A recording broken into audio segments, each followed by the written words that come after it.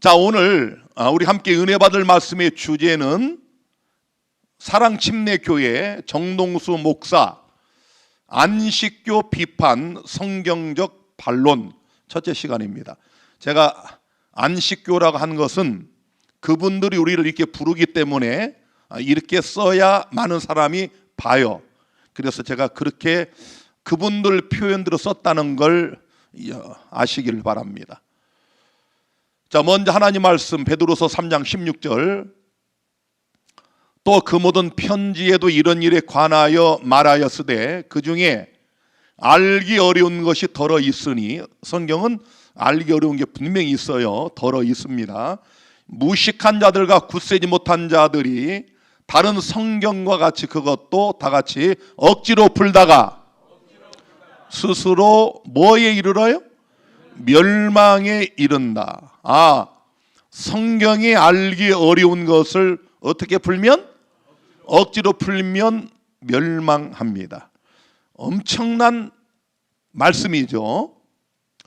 성경을 얼마나 많이, 얼마나 열심히 연구하느냐가 문제가 아니고 어떻게 연구하느냐, 성경을 어떻게 푸느냐, 성경을 어떻게 해석하여 가르치느냐. 특별히 우리 기별자들, 지도자들은 이거 잘못 가르치면 평생 목사로 살고도 멸망합니다. 예수께서 이 감람산 설교에서 재림의 징조들을 쭉 말씀하셨죠. 그런데 이 말씀 중에 가장 많이 반복하여 강조하신 재림의 징조가 뭔지 아세요? 이건 3번을 말씀하셨는데, 가라사대 너희가 사람의 미혹을 받지 않도록 주의하라. 그 부분만 읽겠습니다. 사람의 시작. 많은 사람이 내 이름으로 와서 이르되 나는 그리스도라 하여 많은 사람을 뭐 한다고요? 미혹해 합니다. 자, 예수 이름으로 와서 많은 사람을 미혹하는 이런 거짓 기별자들이 있다는 거죠. 또 11절에도 거짓 선지자가 많이 일어나, 적은 게 아닙니다. 일부분 어느 정도가 아니고 많이 일어나서 많은 사람을 미혹하게 하겠으며, 많은 사람이 미혹당합니다. 24절 거짓 그리스도들과 거짓 선자들이 일어나 큰 표적과 기사를 보이어 할 수만 있으면 택하신 자들도 미혹하게 하리라. 할 수만 있으면 누구도 미혹해요? 택하신 자들도 미혹합니다. 그래서 우리 교회 성도들 중에도 한때는 정말 저 집사님 믿음 참 대단해, 아주 훌륭해, 이랬던 분들이 이설에 빠진 경우 많잖아요. 마귀는 우는 사자처럼 삼킬자를 찾아 두루 다니거든요. 그래서 할 수만 있다면 택하신 백성들도 미혹합니다. 자, 예수님이 3번 3회 반복하시며 강조하신 것 다시 한번 봅니다. 첫째로 사람의 미혹을 주의하라. 둘째, 거짓 기별자가 많은 사람을 미혹할 것이다. 셋째, 할 수만 있으면 택하신 자들도 미혹할 것이다. 자, 이제 오늘 이 사랑침례교회 저 정동수 목사, 제가 올 총각 아마 봄쯤에 이분에 대하여 제가 몇 해 반증 설교를 한 적이 있습니다. 자, 이분은 공학 박사입니다. 인하대학교 교수예요. 상당히 머리가 좋으신 분이죠. 그런데 교수이시면서 목사가 돼서 성경까지 번역하신 분이에요. 그러니까 대단한 분입니다. 훌륭한 분이에요. 교수로서 또 목사로서. 자, 이 강단에서 수많은 사람들에게 성경을 가르치고, 또 학교 강단에서는, 대학에서는 학생들을 가르치는, 자, 훌륭하신 분이에요. 그렇죠? 자, 그런데 저 밑에 보이시죠? 저 위에 보세요. 제7일 안식일 예수 재림교 보입니까? 근데 그 위에 보니까 다니엘서 8장과 9장의 오해, 안식교의 유래 및 문제. 자, 이분이 상당한 영향력 있는 분이에요. 뭐 교인 수가 수천 명이 되고, 또 이분이 이제 소위 정치적인 우파로 아주 설교 단상에서까지 사정없이 이 좌파 정치인들을 공격하고 하는 그런, 또 제가 볼 때는 좀 극단주의적인 그런 그 주장을 합니다. 목사가 단상에서 막 그런 얘기하면 안 되거든요. 그런데 이분이 사정없어요. 그래서 이 우파에 있는 개신교인들이 아주 좋아해요. 그것도 어떻게 보면은 사람을 모으는, 끄는 또 하나의 전략일 수 있어요. 뭐 여러분이 저를 인정하시겠지만, 제가 만약 그런 정치적인 얘기를 하라고 그러면 제가 유튜브 하나 개설하면 내가 이분보다 잘할 수 있어요. 솔직하게. 얼마든지. 그러나 우리 진실한 하나님의 종들은 그렇게 하지 않습니다. 자, 그런데 제가 그걸 얘기하려고 하는 게 아니라, 자, 이분이 한 걸 좀 들어보겠습니다. 자, 우리 한번 비디오로 이분이 6일 전에 한 설교, 현재 오늘까지 32,000명이 이 설교를 들었어요. 참 조금만 들어보겠습니다. 이제 인용을 하는 거예요. 70일에. 그러니까 70일에를 인용하는데, 이 밀러는 8장하고 9장을 같은 걸로 본 거예요. 같은 사건으로. 근데 이게 8장하고 9장은 완전히 다른 내용이거든요. 8장, 여러분이 이제 나중에 가서 이제 8장을 다시 한번 보면, 이 8장은 안티오쿠스 에피파네스, 그 시대에 마카비 전쟁이 일어났어요. 마카비 전쟁.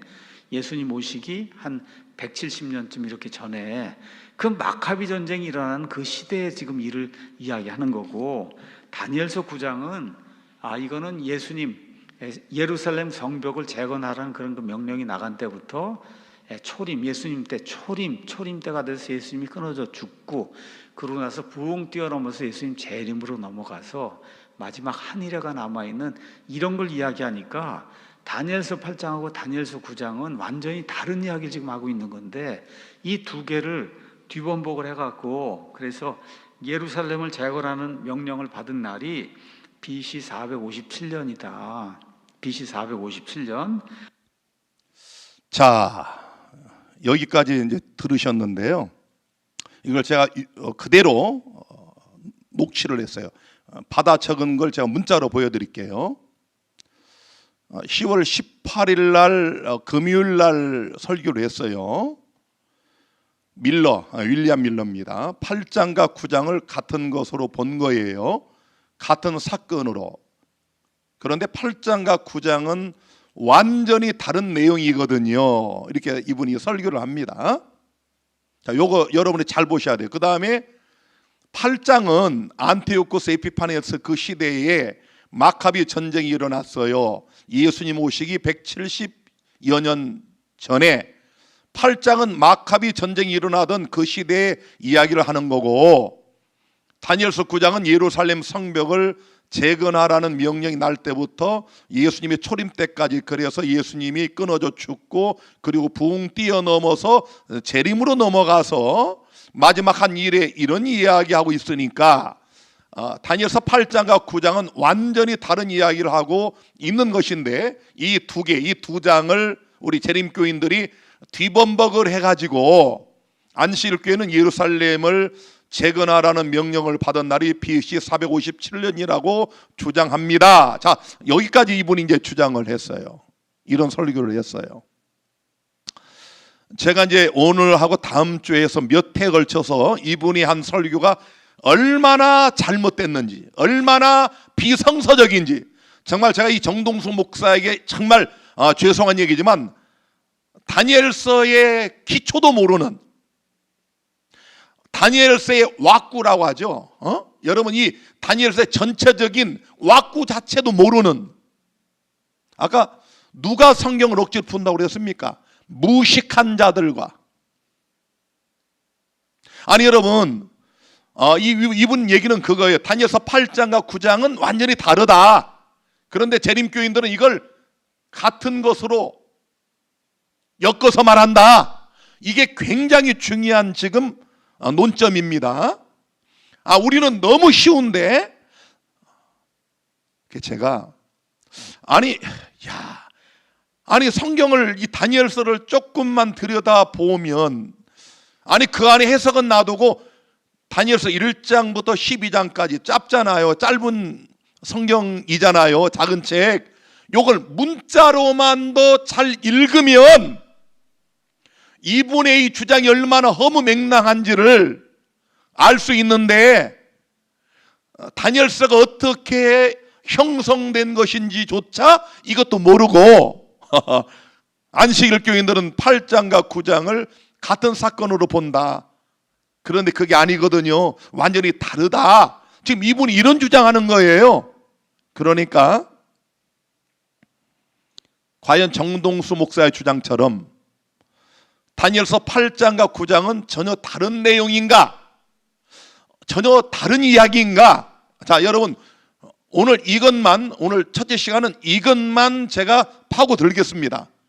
그래서 이 8장 9장이 그냥 문자적인 내용으로도 그렇고 또 해석으로도 그렇고 이게 같은 사건이면 이 정동수 목사는 정말 죄송하지만 무식한 목사입니다. 제 표현이 아니고 아까 성경에 무식한 자들과 굳세지 못한 자들이 이 성경에 더러 어려운 것을 억지로 풀다가 멸망에 빠진다고 그랬잖아요. 이건 정동수 목사만 멸망하는 게 아니고 성경을 잘 들여다보지도 않고 이런 무식한 기별자에게 속은 자들도 멸망할 수 있어요. 제가 혼자 그런 생각을 해봤습니다. 이런 설교 듣고 수많은 댓글이 달렸는데 다 칭찬 일색이에요. 칭송 일색.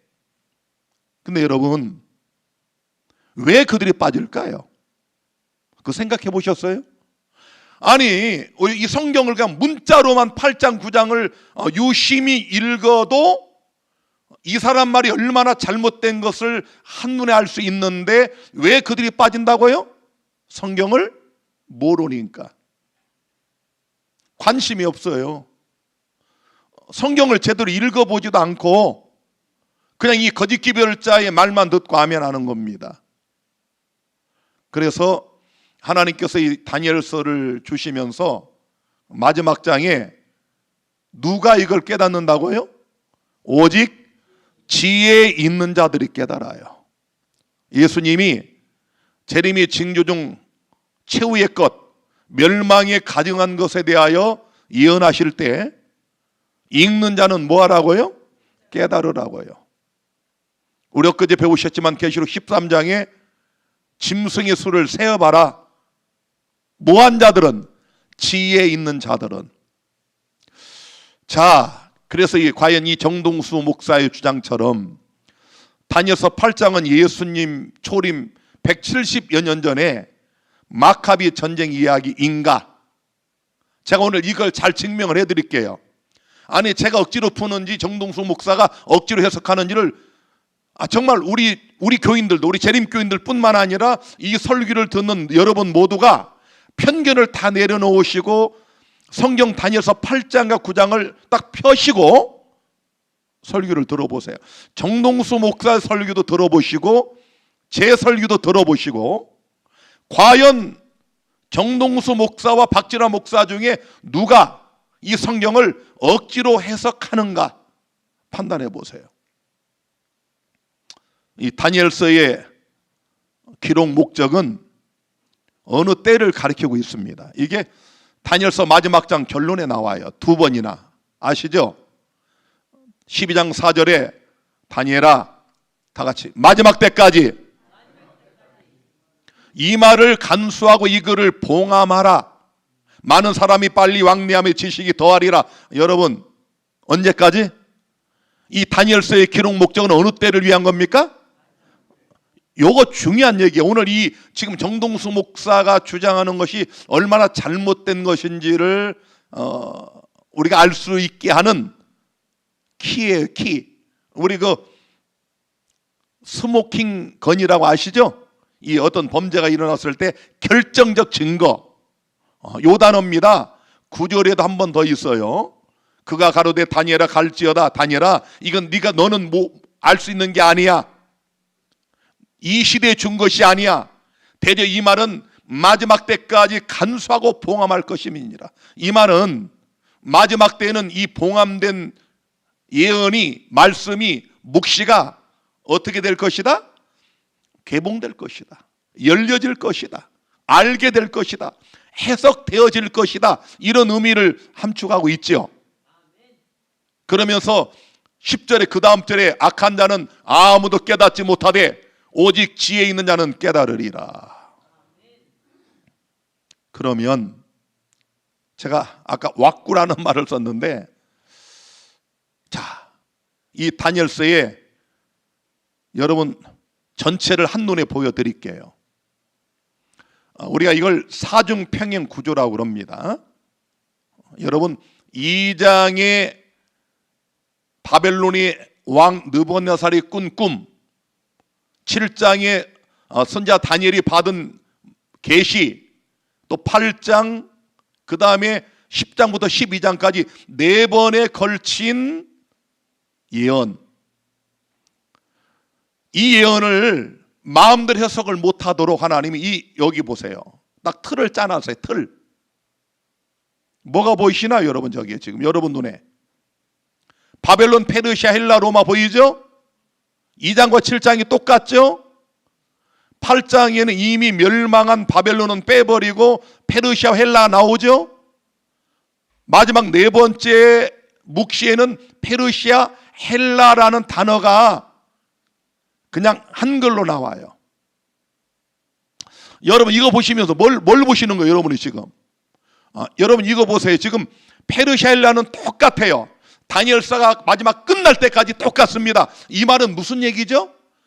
같은 역사적 사건을 다른 방향에서 볼 수 있도록 하나님이 사중평행 구조로 이 계시를 4번에 걸쳐 주셨는데, 사람들이 잘못 해석하지 않도록, 일탈하지 않도록 상세와 강세를 더하면서 주신 놀라운 예언이다.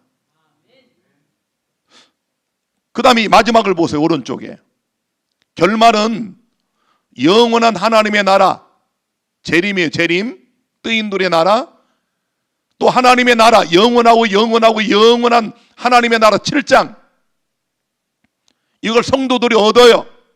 8장은 성소가 정결하게 돼요. 마지막 10장서 12장까지는 특별 부활이 나와요. 자, 이거 보시면 여러분 앞에 빼도 박도 못하게 바벨론부터 페르시아, 헬라 이걸 마지막까지 다 그대로 연결해 주고 있고, 이 모든 1막, 2막, 3막, 4막 내 드라마의 결론은 마지막 때를 가리키고 있잖아요. 이걸 보시라는 거. 이걸 지금 다시 한번 2장, 7장, 8장만 보십니다. 한눈에 보이시죠? 다르게 해석 못하게 해놓은 거예요. 이상한 해석을 못하게. 그리고 똑같죠? 페르시아, 헬라 똑같죠? 그 다음에 이걸 제가 옆으로 다시 한번 보여드릴게요. 자, 페르시아, 헬라 똑같아요. 똑같죠? 그 다음에 결론도 모두가 마지막 때를 가리키고 있습니다. 분명하죠? 분명하죠? 그런데 이 정동수 목사의 주장대로 하자면, 아니 4번에 걸친 드라마, 여기 중에 유독 8장만, 자 2장과 7장도 마지막 때, 10장에서 12장까지 마지막 드라마도 대환란과 특별부활 마지막 때, 그렇죠? 그런데 이 정동수 목사의 주장대로 하자면 세 번째 드라마만 마지막 때가 아닌 예수님이 이 땅에 초림하기 170년 전에 안티오쿠스 4세 헬레니즘 시대의 시리아의 8번째 왕인 이 왕의 이야기로 끝난다? 아니, 이게 이해가 됩니까? 제가 왜 사중평행구주를 보여드리는지를 보세요. 이 왁구를 보라고, 틀을. 이런 엉터리 해석을 못하게 각 드라마 1막, 2막, 3막, 4막 모두가 다 헬라, 페르시아, 로마 이런 나라들을 쭉 보여주고 결말은 마지막 때를 가리키는데 정동수 목사의 주장대로라면 8장만 무슨 이유 때문에 예수님이 오시기 170년 전에 이를 보여줄까요? 아니, 이런 한심한 예언이 있을 수 있나요? 아니, 그게 마지막 때와 무슨 연관이 있다고? 아니, 예수님 초림도 아니고 초림하기 170년 전에, 아니 마카비 전쟁이 도대체 우리가 무슨 관계가 있다고? 이건 전혀 사실이 아닙니다. 여기서부터 이 정동수 목사의 주장이 얼마나 엉터리인가, 이걸 한눈에 알 수가 있어요. 자, 이게 사용설명서입니다. 매뉴얼이라고 그래, 매뉴얼. 전자제품 모든 것들을 사시면 아무리 작은 면도기를 사더라도 거기에 사용설명서가 있습니다. 맞죠? 군대에도 가면은 매뉴얼이 있어요. 어떤 일이 벌어졌을 때 어떻게 하라고 하는 게 다 있어요. 그대로만 하면 돼요. 성경도 매뉴얼이 있습니다. 매뉴얼. 이 성경 다니엘서 예언 해석을 어떻게 하라고 성경 자체, 다니엘서 자체에서 우리가 다 사용 설명서를 보여줬어요. 정동수 목사나 이런 사람들은 이런 기본적인 사용 설명서도 안 보고 자기가 좋아하는 장만 딱 찍어서 그것만 빼다가 사용해 먹고, 그거와 다른 우리를 잘못됐다, 안식일교회 오류다, 어떤 경우는 우리가 이단이다, 이런 얘기를 하고 있단 말이에요. 이런 얘기를. 자, 이 다니엘서의 사중평행 구조 제1막을 봅니다. 1막. 4번에 걸친 예언이에요. 1막을 보시면은 바벨론의 왕 느부갓네살이 꿈을 꾸고 이런 신상을 받고 자고 일어나니까 생각이 안 나요. 그래서 히브리 청년, 이스라엘에서 포로로 붙잡혀온 하나님의 사람, 영성이 있는 선지자 다니엘이, 청년이 이 왕 앞에 이 꿈을 다 해석을 해주잖아요. 남이 꾼 꿈을 알아맞추는 것 자체가 기적입니다. 아니, 해석은 아무나 그냥 할 수 있어요. 해석은 점쟁이들처럼, 박사와 술객들처럼 그냥 꾸며서 나도 할 수 있어요. 여러분이 어젯밤 꾼 꿈을 일단 예배 끝나고 나한테 얘기해 줘봐요. 내가 해석해 줄게. 그건 누구나 다 해. 그런데 어제 김호복 집사님이 꾼 꿈이 뭔지 아무도 알 수가 없습니다. 그 꿈을 알아맞춘 사람이 다니엘인데, 다니엘이 뭐라고 그랬어요? 왕한테. 왕이요, 왕은 곧 그 금머리입니다. 이 신상의 머리 정금이 바벨론입니다라고 일러줬죠? 아니, 해석을 해놔서 하나님의 성령이 다니엘을 통해서 해석을 해줬어요. 이 신상의 머리 부분, 금은 바벨론이다. 맞죠?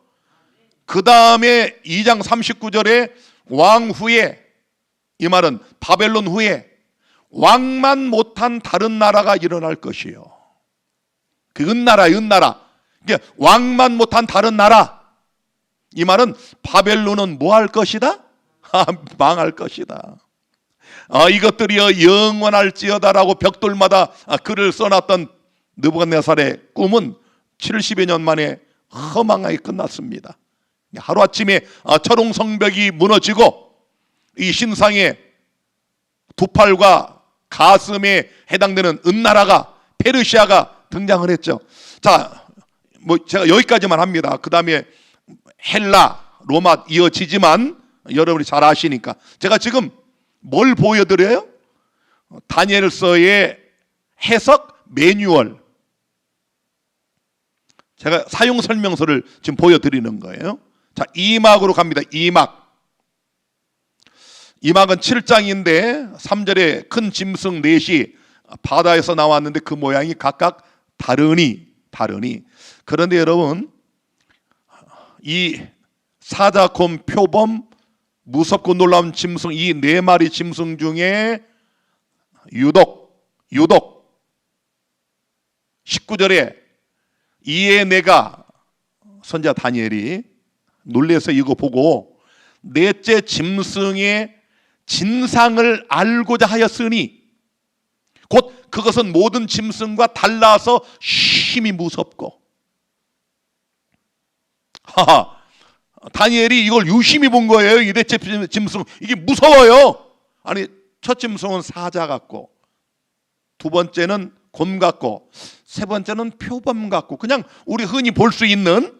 그런데 네 번째 짐승은 무섭고 놀라운 짐승. 그런데 23절에 매뉴얼, 넷째 짐승은 그 땅의 넷째 뭐다? 나라다. 짐승은 뭐다? 나라다. 이게 뭐라고요? 사용 설명서. 자, 세 번째, 삼막으로 갑니다. 삼막. 8장 20절입니다. 곧 내가 본바 두 뿔 가진 수양은 곧 메대와 페르시아 왕들이요. 이 조금 자세히 나라 이름을 얘기해 주잖아요. 아니, 1막에서는 금은 왕입니다. 바벨론 이런 얘기 안 하고 그냥 금은 바벨론의 왕이 당신입니다. 그렇죠?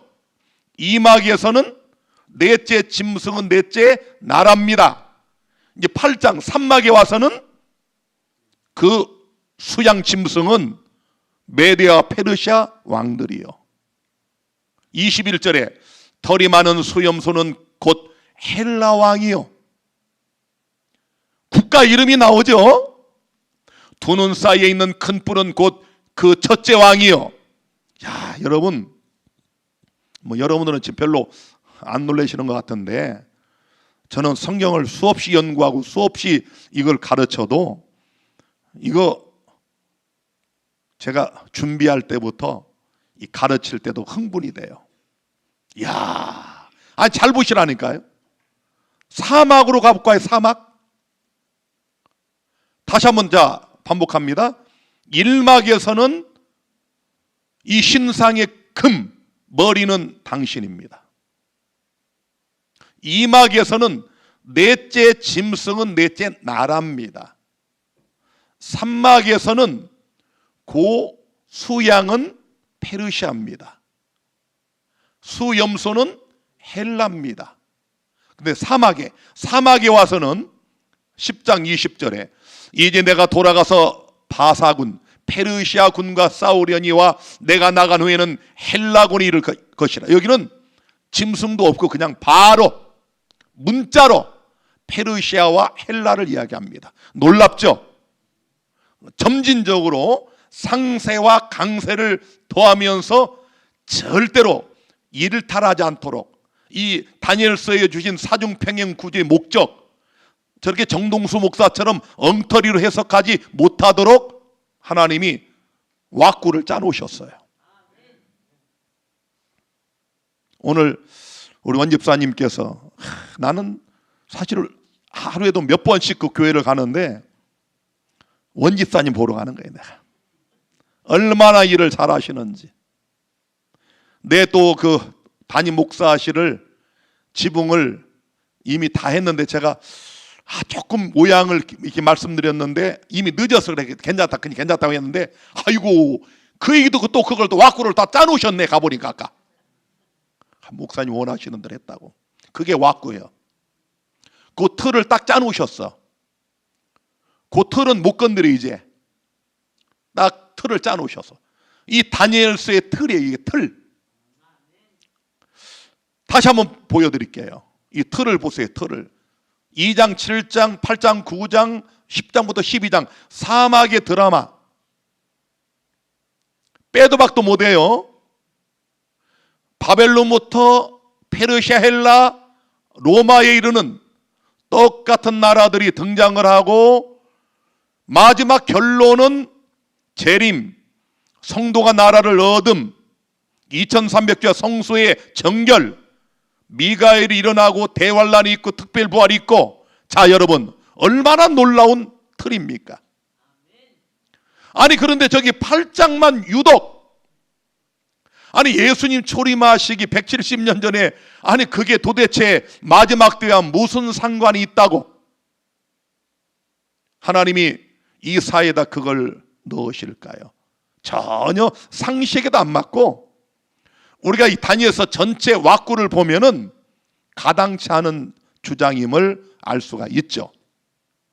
자 이제 이 정동수 목사의 주장처럼 이 다니엘서 8장이 시리아의 왕, 사실은 안티오쿠스 4세입니다. 이 에피판에서는 신의 현현이라고 해가지고 자기가 신이 된 거예요. 이 사람이 신이. 그래서 그냥 일명 안티오쿠스 에피파네스 이렇게 부르는데요. 이 사람에 대한 예언인가 과연? 다시 한번 보세요. 여러분, 아니 앞에 틀이 딱 짜져 있었잖아요. 페르시아, 헬라를 넘어설 수가 없어요. 다른 나라가 들어올 수가 없어요.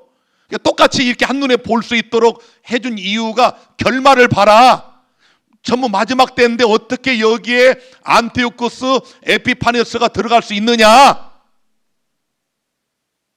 아니 여기에 무슨 마카비 전쟁이 왜 들어갑니까? 여기에 마카비 전쟁이 들어가는 것은 틀에 맞지 않습니다. 원경현 집사님이 담임 목사실 와꾸를 이쁘게 짜놨는데, 홍영표 목사가 내일 아침 가가지고 그걸 망치로 때려 부쉈다. 그런 해석이에요. 이 해석이 그런 해석이란 말이에요. 자, 이러한 사중평행 구조 속에 나타난 결말을 전제할 때 다니엘서 8장에서만 유독 종말이나 마지막 때와 전혀 상관이 없는 주전 170여 년 전에 마카비 전쟁을 다룬다고 하는 것은 상상할 수 없는 억지 해석이 맞습니다. 자, 그 다음에 9장 24절을 보시면, 이제 이 정동수 목사는 8장은 언제 일이다?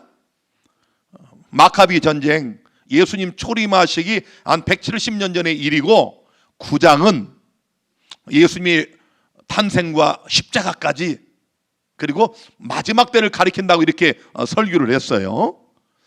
내 백성과 내 거룩한 성을 위하여 70일에로 기한을 정하였나니. 정동수 목사의 도표입니다. 여러분 잘 보세요.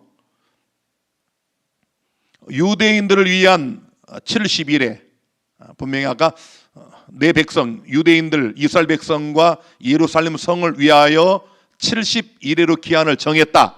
여기 69주, 69일에, 저 오른쪽에 마지막 한 일에 7년 써놨죠. 유대인들을 향한 70제 마지막 한 일에 해놓고, 그렇죠? 요 가운데를 보세요. 이게 현재 교회 시대라고 그럽니다. 자, 이게 우리 기독교 시대고, 이 기독교 시대는 휴거로 사라진다는 거예요. 환란이 오기 전에 휴거로 싹 사라지고, 정동수 목사나 그의 기별을 믿는 사람들은 저걸 소망을 하는 거예요. 우리는 환란 오기 전에 다 하늘로 올라간다, 휴거된다. 그때 예수님이 공중재림을 한대요. 그러면서 한일에 유대인들을 위한 마지막 7년이 지난 후에, 이 환란이 지난 후에 예수님이 또 지상재림 한다는 겁니다. 재림을 두 개로 나누는 거예요. 여러분, 내가 지난 봄에도 이 설교했지만 성경 66권 어디를 봐도 두 재림은 상상할 수 없습니다. 아니 도대체 아니 여러분, 이것만 봐도 기가 막히지 않나요? 아니 단 한 번의 예수님의 재림을 두 개로 쪼개가지고 그 사이에다가 이스라엘 백성들을 위한 마지막 7년을 집어넣어 놓고, 기독교는 그 전에 공중재림할 때 다 하늘로 올라간다는 거예요. 기가 막힙니다. 자, 그래서 유대인들을 위한 69일에 483년과 마지막 한 일에 7년을 더하면 490년이다, 이렇게 가르쳐요. 자, 70일에와 2300일의 약속은 정동수 목사 왈 유대인인 다니엘을 통해 주어지고 이스라엘과 성전에 대한 약속이라는 겁니다. 거짓말이에요. 왜 거짓말인가 제가 이제 하나씩 밝혀드립니다. 자, 정동수 목사가 전혀 깨닫지 못하고 해석할 수 없는 문제, 다니엘서 8장에 2300주야가 어떤 질문에 대한 답변으로 나타났는가, 이거 중요하죠. 자, 8장 13절, 내가 들은즉 거룩한 자가 말하더니 다른 거룩한 자가 그 말하는 자에게 묻되 이상에 나타난 바, 지금 앞에 보여준 계시 속 환상 속에 나타난 매일 드리는 제사와 망하게 하는 죄악에 대한 일과 성소와 백성이 내어준 바 되며 짓밟힐 일이 어느 때까지 이를꼬. 자, 다니엘서 9장의 70일에는 정동수 목사가 1일 1년 원칙에 따라 490년으로 해석을 합니다. 참 좋은 일이에요. 일반 개신교 목사들이 이 다니엘서에 나오는 예언적 기간을 연일 원칙을 적용해서 490일을 70일에를 490년으로 해석하지 않습니다.